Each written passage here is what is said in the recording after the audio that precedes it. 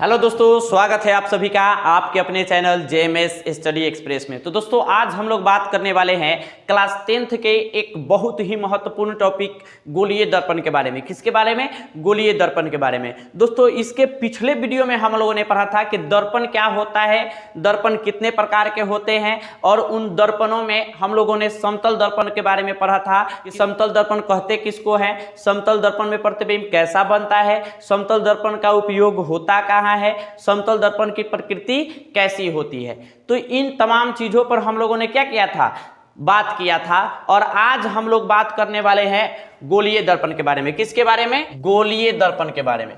तो दोस्तों गोलीय दर्पण, तो गोलीय दर्पण को हम लोग किस प्रकार से परिभाषित कर सकते हैं? तो गोलीय दर्पण को कुछ इस प्रकार से परिभाषित कर सकते हैं कि वैसा दर्पण जिसका परावर्तक सतह, वैसा दर्पण जिसका परावर्तक सतह वक्र हो, क्या हो? वक्र हो, उसे गोलीय दर्पण कहते हैं। क्या कहते हैं? गोलीय दर्पण कहते हैं। वैसा दर्पण जिसका परावर्तक सतह क्या हो, वक्र हो, उसे हम लोग गोलीय दर्पण कहते हैं। या में एक और डिफिनेशन नीचे दिया हुआ है कि वैसा दर्पण जिसका परावर्तक सतह किसी खोखले गोले का क्या हो, भाग हो, उसे गोलीय दर्पण कहते हैं। क्या कहते हैं? गोलीय दर्पण कहते हैं। वैसा दर्पण जिसका परावर्तक सतह किसी खोखले गोले का भाग हो, किसका भाग हो?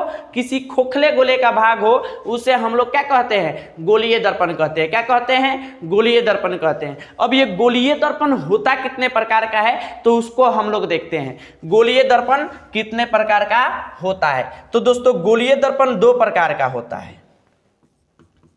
गोलीय दर्पण दो प्रकार का होता है। एक होता है अवतल दर्पण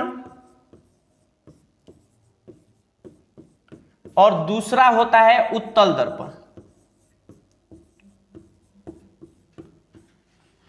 तो अवतल दर्पण का जो फिगर होता है ये कुछ इस प्रकार से होता है। किस प्रकार से होता है? कुछ इस प्रकार से होता है। और दोस्तों जो उत्तल दर्पण होता है इसका फिगर इस प्रकार से होता है। जो हम लोग डिफरेंस देख रहे हैं, इसमें डिफरेंस ये है कि इसका कलई किया हुआ भाग क्या है? ऊपर है, और परावर्तक सतह क्या है? धंसा हुआ है। क्या है? धंसा हुआ है। और उत्तल दर्पण में हम लोग देख रहे हैं कि इसका परावर्तक सतह उठा हुआ है और कलई किया हुआ भाग क्या है? नीचे है। तो इसको हम लोग पहचान किस प्रकार से सकते हैं कि ये उत्तल दर्पण है कि अवतल दर्पण है? तो देखिए उत्तल दर्पण और अवतल दर्पण को हम लोग किस प्रकार से पहचानते हैं। ठेठ भाषा में समझ जाइए, एगो ठेठ भाषा में समझ जाइए कि जिसका परावर्तक सतह धंसा हुआ हो, परावर्तक सतह क्या हुआ हो? धंसा हुआ हो, धंसा हो, उसे हम क्या कहते हैं? वो अवतल दर्पण होता है। क्या होता है? अवतल दर्पण होता है। जिसका परावर्तक सतह क्या हो? धंसा हुआ हो, उसे हम लोग क्या समझते हैं? अवतल दर्पण समझते हैं। वो अवतल दर्पण होता है। जिसका परावर्तक सतह धंसा हुआ हो वो अवतल दर्पण होता है। और वह दर्पण जिसका परावर्तक सतह उठा हुआ हो, क्या हो? उठा हुआ हो। अब यहां देख रहे हैं इसका परावर्तक सतह क्या है? उठा हुआ है, उठा हुआ है। तो इसको हम लोग क्या कह देंगे? उत्तल दर्पण। क्या कह देंगे? उत्तल दर्पण। इसका जो परावर्तक सतह है उठल है, इसलिए इसको उत्तल कहते हैं। जेकर परावर्तक सतह उठल उ दर्पण में उत्तल, दर्पण में उत्तल। आ जेकर परावर्तक सतह धंसल उ दर्पण में अवतल। उठल तो उत्तल, उत्तल, उठल तो उत्तल, आ धंसल तो अवतल। अब देखते हैं इसको फिगर से कि यह एक खोखले गोले का कैसे भाग है, इसको हम लोग देखेंगे। तो सबसे पहले दोस्तों हम लोग एक गोलाकार शेप ले लेते हैं। क्या ले लिए? गोलाकार आकार ले लिए। और इस आकार को दो पार्ट में क्या कर देते हैं? बांट देते हैं, डिवाइड कर देते हैं। तो यहां से जो हमारा सीधा पड़े वहां से हम लोग इसको क्या कर दिए? बांट दिए। अब ये जो रेखा निकली है ना, ये रेखा, इसी को हम लोग कहते हैं मुख्य अक्ष। क्या कहते हैं? मुख्य अक्ष कह देते हैं। और ये जो बिंदु है ना मेरे दोस्त, ये दोनों तरफ ये जो बिंदु है ये हमारा पोल कहलाता है, यानी ध्रुव कहलाता है। क्या कहलाता है? ध्रुव कहलाता है। ये ध्रुव कहलाता है। और यहां भी ये क्या कहलाता है? ध्रुव कहलाता है। तो ये हो गया हमारा मुख्य अक्ष। क्या हो गया? मुख्य अक्ष। और ये दो बिंदुआ जो दोनों तरफ दिखाई दे रहा है ये होता है ध्रुव। क्या होता है? ध्रुव। अब देखिए दोस्त, इसके बीच में केंद्र होता है जिसको हम लोग सी से डोनेट करते, जिसे हम लोग सी से क्या करते हैं? डिनोट करते हैं। तो ये हो गया खोखले गोले का बंटवारा, कुछ इस प्रकार से होता है। अब हम लोग क्या कर देते हैं कि इसको जो है अंदर के तरफ से क्या कर देते हैं? अंदर के तरफ से कलई कर देते हैं। क्या कर देते हैं? अंदर के तरफ से कलई कर देते हैं। और फिर इसको जो है बाहर के तरफ से क्या कर देते हैं? कलई कर देते हैं। तो हम लोगों ने दोस्तों अभी पढ़ा क्या है कि वैसा दर्पण जिसका परावर्तक सतह क्या हो? धंसा हुआ हो। जिसका परावर्तक सतह क्या हो? धंसा हुआ हो। तो है ना परावर्तक सतह है, ये परावर्तक सतह है, परावर्तक सतह है। और इसका परावर्तक सतह कौन है? तो ये परावर्तक सतह है। क्या है? परावर्तक सतह। तो दोस्तों इसमें ये परावर्तक सतह हुआ और इसमें ये परावर्तक सतह हुआ।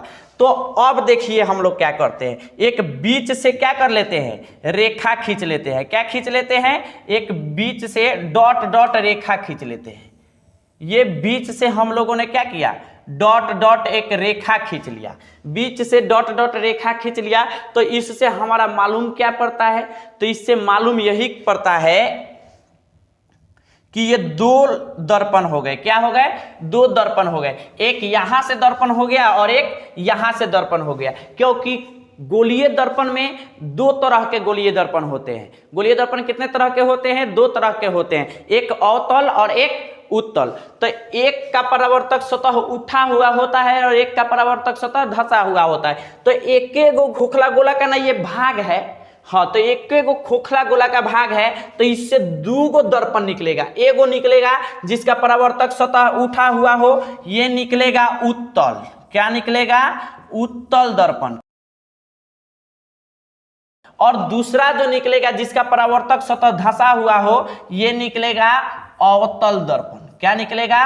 अवतल दर्पण। दर्पण। अब दोस्तों यहां से जो आपको ये डॉट डॉट रेखा लौक रहा है, ये डॉट डॉट जो रेखा लौक रहा है, तो यहां से अगर ये डॉट डॉट रेखा हम लोग खींच रहे हैं, जितना में हमारा दर्पण है, तो इसी को हम लोग कहते हैं दर्पण का द्वारक। दर्पण का द्वारक।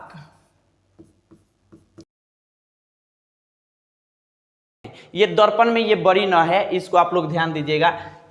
ये दर्पण का जो द्वारक है, जितना में दर्पण का मुंह खुला रहता है, उसी को हम लोग दर्पण का क्या कह देते हैं? द्वारक कह देते हैं। क्या कह देते हैं? द्वारक कह देते हैं। अगर इसमें देखा जाए, इसमें, तो दर्पण का द्वारक क्या होगा? ये होगा।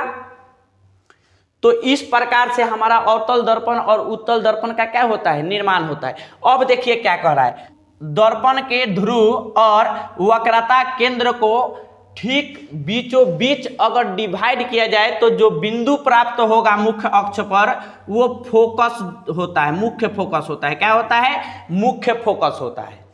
तो ठीक उसी प्रकार दोनों तरफ से क्या करेगा?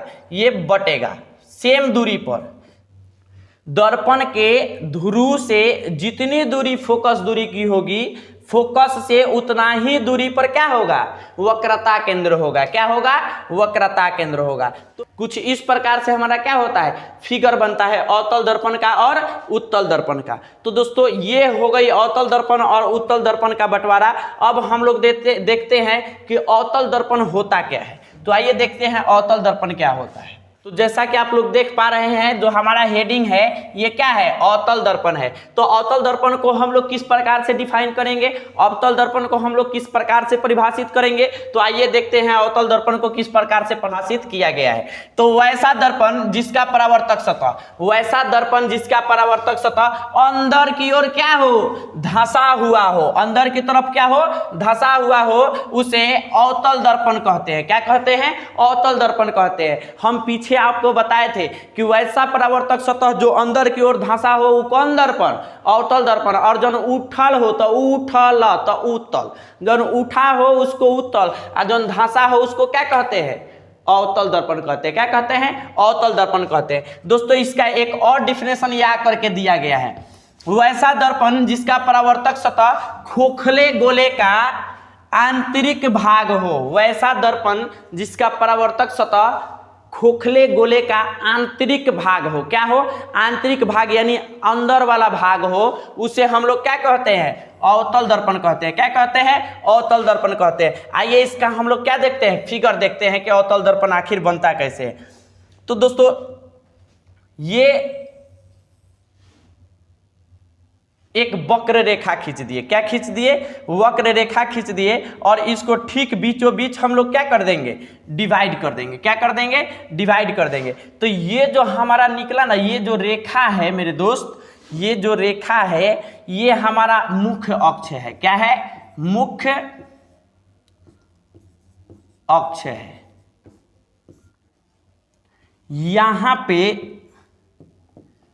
यहां पे हमारा क्या है, P है, जिसको हम लोग क्या कहते हैं, ध्रुव कहते हैं। क्या कहते हैं, ध्रुव, ये ध्रुव है। और इसको हम लोग बाहर के तरफ से क्या कर देंगे, कलई कर देंगे। इसको क्या करेंगे, बाहर की ओर से कलई करेंगे। कलई का मतलब आप समझिए कि रंग देंगे। क्या देंगे, रंग कर देंगे, रंग कर देंगे। इसी को हम लोग कलई कहते हैं। और यहां इसका द्वारक हम लोग M और M डैश से क्या करेंगे, दर्शा देंगे। यहां अगर मान लीजिए कि C है, यहां अगर मान लीजिए कि क्या है, C है, तो F कहां होगा, ठीक P और C के बीच में F होगा। तो अब कह रहा है मेरे दोस्त कि यहां से यहां तक की जो दूरी होती है ना, इसको हम लोग छोटका f से सूचित करते हैं, और ये होता है फोकस दूरी। क्या होता है, फोकस दूरी, फोकस दूरी होता है। और दोस्तों यहां से जो यहां तक का कुल दूरी होता है ना, इसको हम लोग r से सूचित करते हैं। किससे सूचित करते हैं, r से सूचित करते हैं। और ये हमारा हो जाता है वक्रता त्रिज्या। क्या हो जाता है, वक्रता त्रिज्या हो जाता है, वक्रता त्रिज्या हो जाता है। तो अवतल दर्पण का फिगर कुछ इस प्रकार से बनता है। और जब भी सवाल बिहार बोर्ड में पूछे अगर कि अवतल दर्पण को परिभाषित करें या फिर गोलीय दर्पण को परिभाषित करें, तो बिना फिगर बनैले इसको हम लोग परिभाषित नहीं करेंगे। अगर बिना फिगर बनाए अगर हम लोग इसको परिभाषित करेंगे तो हमारा नंबर क्या हो जाएगा, कट जाएगा, मार्क्स क्या होगा, कट जाएगा। साइंस यही कहता है मेरे दोस्त कि जो भी आप डिफिनेशन के तौर पर लिख रहे हैं उसका एक लेखा चित्र बनाइए, उसका एक लेखा चित्र बनाइए, तब हम लोग क्या करेंगे, उसको बहुत अच्छी ढंग से क्या कर पाएंगे, समझ पाएंगे। अब आगे देखते हैं आगे क्या है टॉपिक। तो आगे जो मेरे दोस्त है ये नोट है। क्या है, नोट। नोट में क्या दिया गया है, अवतल दर्पण को अभिसारी दर्पण भी कहा जाता है। अवतल दर्पण को क्या कहा जाता है, अभिसारी दर्पण भी कहा जाता है। चलिए ठीक है, अवतल दर्पण को अभिसारी दर्पण कह दिए, लेकिन अवतल दर्पण को अभिसारी दर्पण कहेंगे क्यों, तो यहां देखिए, क्योंकि इसका परावर्तक सतह अंदर की ओर धंसा हुआ होता है। अवतल दर्पण को अभिसारी दर्पण क्यों कहेंगे, क्योंकि इसका परावर्तक सतह अंदर की ओर धंसा हुआ होता है, जिससे यह अपने सतह पर आपतित सभी किरणों को एक ही बिंदु पर मिला देती है। अभिसरित माने होता है एक बिंदु पर मिलाना, एक बिंदु पर मिलाना।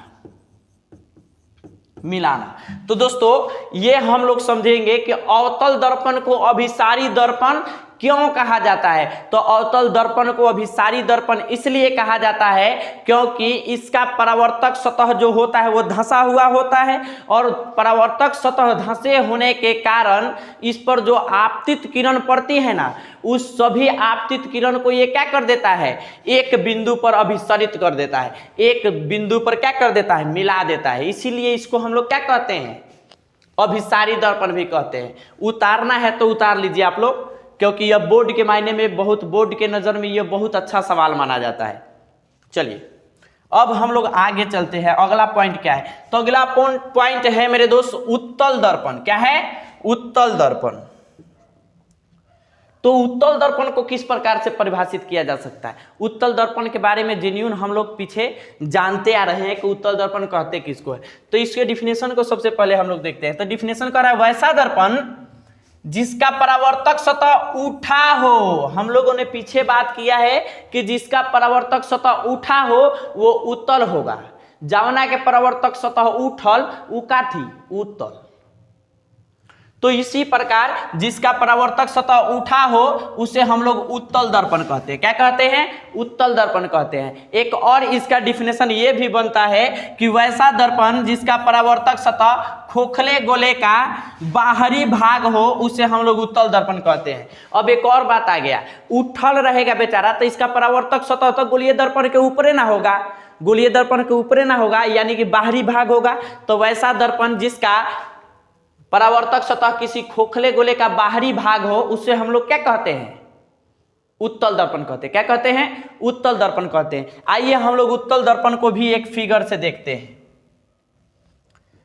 तो दोस्तों उत्तल दर्पण का फिगर कुछ इस प्रकार से बनता है। ठीक इसके बीचों बीच हम लोग क्या करेंगे, एक रेखा खींचेंगे और यह रेखा मुख्य अक्ष का काम करता है। ये y और ये x, तो ये मुख्य अक्ष का काम करता है। किसका काम करता है? मुख्य अक्ष का काम करता है। मुख्य अक्ष, ये जो रेखा हो जाती है ये क्या हो गया? मुख्य अक्ष हो गया। अब यह उत्तल दर्पण है तो इसका परावर्तक सतह बाहरी वाला ना होगा, तो इसको हम लोग अंदर से कलई करेंगे। क्या करेंगे? अंदर से कलई करेंगे, यानी रंगेंगे। क्या करेंगे? रंगेंगे।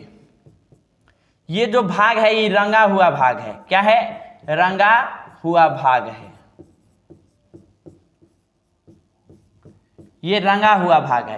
अब दोस्तों यहां हम लोग जो देख पा रहे हैं, यहां हमारा P यानी कि ध्रुव होता है। क्या होता है? ध्रुव होता है। यहां क्या होता है? ध्रुव होता है। और दोस्तों यहां हमारा C होता है, C, जिसको हम लोग वक्रता केंद्र कहते हैं। क्या कहते हैं? वक्रता केंद्र कहते हैं। और वक्रता केंद्र और P के ठीक बीचों बीच F उपस्थित होता है। क्या होता है? F उपस्थित होता है। और इसमें P और F के बीच को दूरी को फिर से छोटा f यानी फोकस दूरी कहते हैं। और P से C के बीच के दूरी को हम लोग क्या कहते हैं? बड़ी R यानी वक्रता त्रिज्या कहते हैं। क्या कहते हैं? वक्रता त्रिज्या कहते हैं। और ये जो होता है ना मेरे दोस्त, ये जो भाग है ये परावर्तक सतह है। क्या है? परावर्तक सतह है। परावर्तक सतह है। आई परावर्तक सतह इसका उठा हुआ है, इसीलिए यह उत्तल दर्पण है। कौन दर्पण है? उत्तल दर्पण है। जिस दर्पण का परावर्तक सतह उठा हो उसको क्या कहते हैं? उत्तल दर्पण कहते हैं। क्या कहते हैं? उत्तल दर्पण कहते हैं। अब ये हो गया हमारा फिगर। इसका जो द्वारक होता है इसको M और M' से हम लोग हमेशा क्या करेंगे? सूचित करेंगे। तो कुछ इस प्रकार का हमारा फिगर बनता है, जो ये फिगर किसका हुआ? उत्तल दर्पण का फिगर होता है। ठीक, तो आइए देखते हैं कि अगला टॉपिक क्या है। तो अगला टॉपिक मेरे दोस्त, अगला टॉपिक जो है ये एक नोट है, और इस नोट में साफ साफ लिखा है कि उत्तल दर्पण को अपसारी दर्पण कहते हैं। उत्तल दर्पण को क्या कहते हैं? अपसारी दर्पण कहते हैं। किस दर्पण को अपसारी दर्पण कहते हैं? तो उत्तल दर्पण को क्या कहते हैं?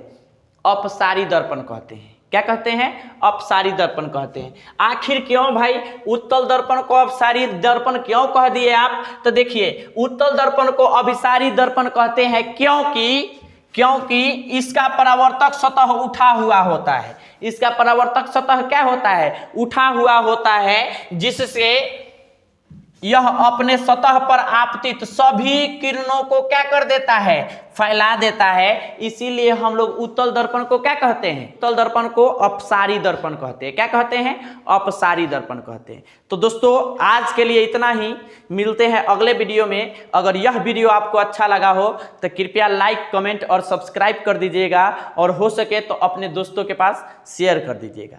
तो दोस्तों मिलते हैं इसके अगले वीडियो में कि अवतल दर्पण का उपयोग कहाँ होता है, अवतल दर्पण में प्रतिबिंब की प्रवृत्ति कैसी होती है, उत्तल दर्पण का प्रयोग कहाँ होता है, उत्तल दर्पण की प्रवृत्ति कैसी होती है। तो इन तमाम चीज़ों को लेकर अगले वीडियो में हम लोग मिलते हैं।